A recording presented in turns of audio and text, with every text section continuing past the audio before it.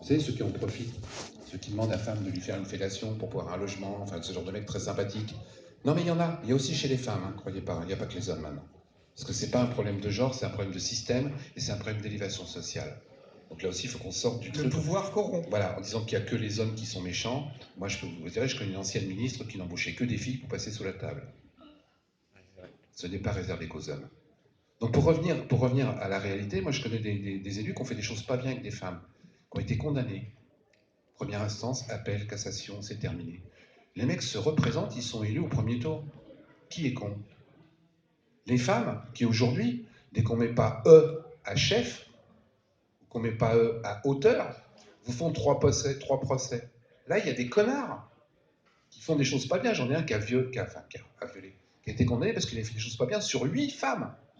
8. Le mec, il était à poil, c'était un maire d'une commune, il était à poil le samedi en chaussettes dans la mairie. Il gardait juste ses chaussettes, je vous jure que c'est vrai. Il gardait juste ses chaussettes.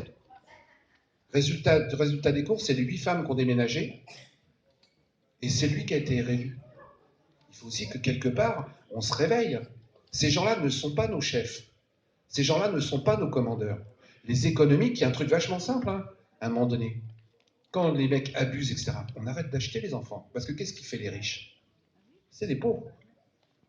Si les pauvres arrêtent d'acheter un certain nombre de produits à des gens qui sont vraiment malhonnêtes, les mecs, ils vont arrêter.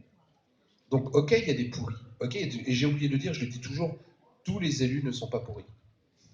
Il y a 618 000 élus en France, un peu plus, à quelques milliers près, parce que je vous donne une information que j'ai aussi mise dans mes livres, le ministère de l'Intérieur ne sait pas exactement combien il y a d'élus en France. C'est-à-dire qu'aujourd'hui, je vous jure que c'est vrai.